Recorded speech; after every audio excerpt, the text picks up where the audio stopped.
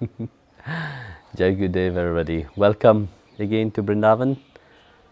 And today was a very quiet day, and nothing exciting happening here. I was just talking to Swami Ravati earlier. He was telling me some of the people complaining about what did I say yesterday before the satsang? The word especially. He told me to be a bit politically correct for the children and so on. You see, if I sit here and start thinking, to be politically correct, all this stuff, you know very well I don't care about how people think of me, all this stuff, So, if you think that I have to be politically correct, then it's better you don't listen to the satsang. It's fine. Or don't make your children listen. You PG your children, either 13 or 16 years old. But I think, you see, there's certain language which you yourself have to watch how you speak at home, firstly. And, look, I'm being myself. I don't really bother about being politically correct or not. I will tell you what I have to tell you. Whether you like it, you like it. If you don't like it, it's your business. I don't care about it, really. So, I'll ask Swami Ravati to ask a question. Jai Gurudev. Guruji, in some satsangs, you say that external knowledge brings us to false pride. But how important is this knowledge in the study of spiritual books in our spiritual growth? And how to protect oneself from falling for this pride and this knowledge taken from the outside? Actually, you see, like I said, external knowledge must bring you to the state of humbleness. You see, when you approach the divine, of course you must understand certain things. No? You must get to know about him. You see, this is one spiritual journey in itself, because we have a mind. Due to our mind, we want to understand certain thing. We have to feed the mind with what we understand. But again, understanding doesn't mean just I read something and I think I understand it. Understanding means that I also put in practice what I am reading about. When we see our vast literature, what it gives us, and this literature, they were written by sages and saints. They were not written by mundane people. They were not written by just, let me write a book, like so many, people just write books. These sages have mastered themselves firstly. They have experienced everything that they have written. They have that deeper understanding of that knowledge. So being free, they wrote it and give it to the world. You see, in chapter 5 of Bhagavad Gita, verse 13, Lord Krishna said, those who have mentally detached themselves and being free, they happily enjoy the city of 9 gates. This is amazing how he put it. Using that part itself, explain everything about that. Being mentally free and detached, but yet they being the observer of things, being realized, They are still in this physical body observing everything. So having this knowledge that they are not the doer, they are not the one which is acting, so they don't make anybody act. This is what Bhagavad Gita said. So this literature, you see it clearly in this verse itself of Bhagavad Gita, which Bhagavan Krishna have said, that they are the observer of things. So who is the observer into this physical body? It is the Atma. So that knowledge, whatever you are studying or you are filling your mind with, it have to bring you the state of detaching yourself that you are doing that. You are the doer.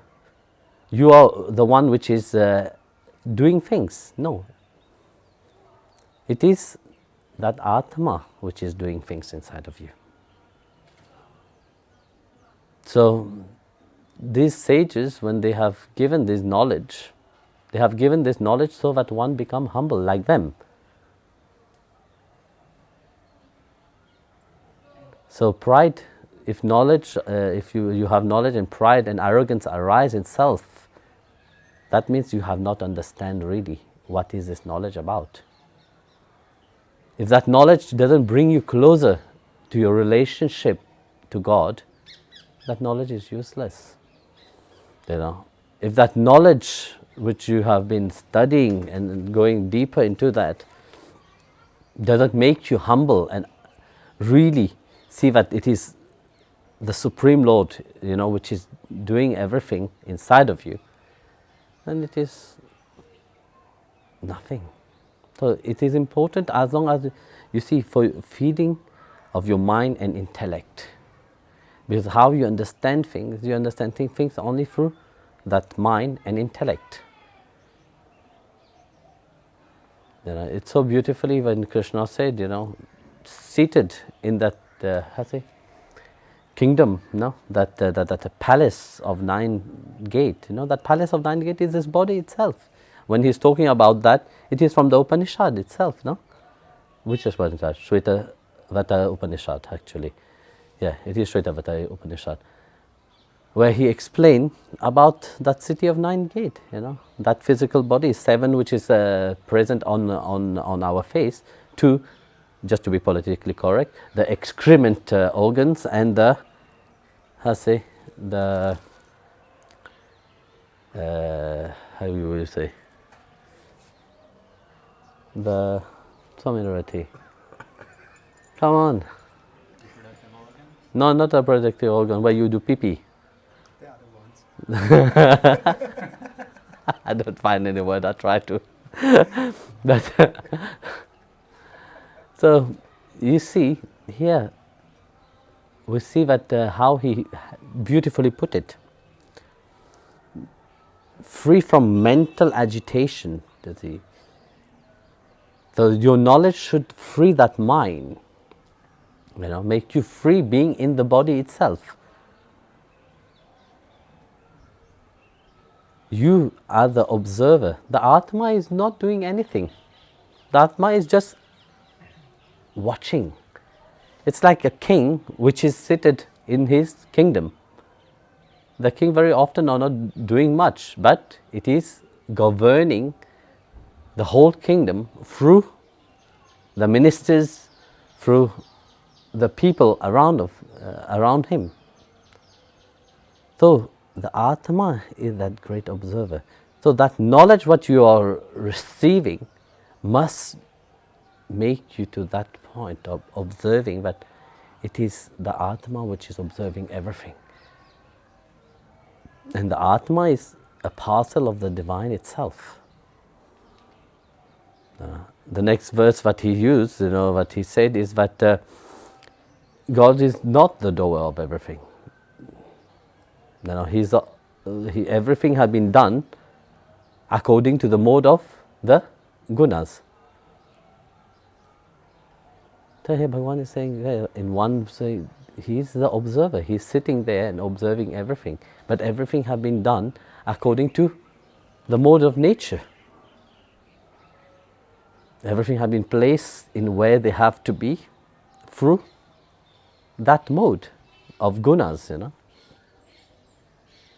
Even if it appeared that, yes, everything is in movement, no, the Atma, it is fully calm in itself. Just like you are watching, in a pot of water, your image, okay? You know very well that your nose is well fixed on your face, no? It doesn't move left, right. Yes or no?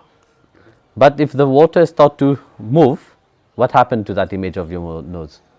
You see that your nose is moving very funnily. Yeah, like lately, some people, in your mobile, you have this app where you can make your face look very funny face, So somebody sent me some picture of them with their face turning around. But knowing that everything is in movement around, but yet your nose is still fixed properly. So like that, the Lord Himself enact through the mode of gunas around. So coming to your question again, knowledge, you feed your mind and you feed your intellect because you are eager to understand things.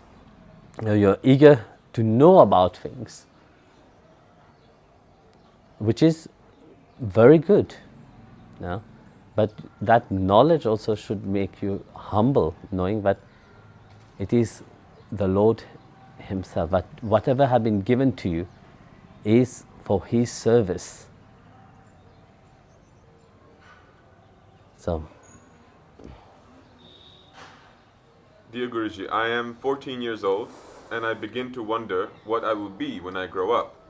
I am interested in becoming a policeman, but here is my question. Is it wrong for a Vaishnava to be a policeman because it is possible that I have to shoot a criminal if he's attacking me? But then, my dear, you see, being a policeman, you can't shoot people firstly, just like that. Even if they're attacking you, you have to be really, there's a certain laws. If you really, maybe you should become a military man. That also, there are certain rules. So, whether it is wrong to be a policeman being a Vaishnava, no, it is not wrong. Actually, if you are doing your duty and something, nobody wish anything bad upon them. If you are doing your duty but you have to do something which go beyond your concept, you have to do it. This is your dharma.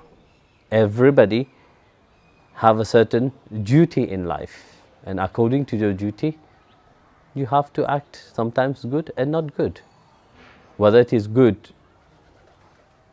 like I said yesterday, in every good there is equally bad. This is a way of how the world see it. For some people, good will be bad, and some people, bad will be good.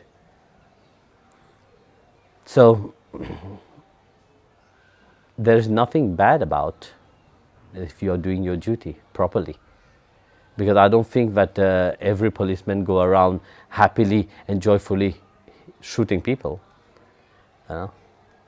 But in case of emergency, in case of, you are threatened, really, if that is the last opportunity that you have to do it. This is your dharma. So, interesting that you do want to become a policeman, and I really pray that whatever you wish, that be fulfilled. Guruji, what is the best way for us to deal with racism towards us and our loved ones and the hurt that we feel because of it? Look, there is a certain degree of racism around, but I think, you see, if you start bothering about that, it will be more aggressive about it. The best is just to ignore it. Because people out of ignorance, they act in a stupid way. But if you start to act the same way towards them, does it change something? And also one thing is that if, let's say, you want to explain to them about racism, but if somebody is in that mode of ignorance, even if you explain to them in the best way you can, even if you tell God himself to come and explain to them, but due to the ignorance, they will not understand. So the best way is just to ignore them, just like a dog is barking. You see, when a dog barks, when you're passing by, do you sit and bark with the dog? No. You look at the dog is barking, you just carry on your way. The same way, I think you should treat people with that ignorant state of mind. Just treat them as a dog, which is barking, and you are going your way. Let them bark as much as they want, or just carry on walking, Because you see, if you sit there and try to explain to them about racism, they will become more aggressive. Because you see, in their mind, they have a certain understanding, so they will become very defensive. They are not ready to listen to you. Firstly, what have pushed them to act in a way of ignorance? It's their stupidity, thinking that they are superior and so on. Because racism doesn't mean only racial racism, can be in many ways racism. There is also racism in society, the racism like rich, poor, and other things,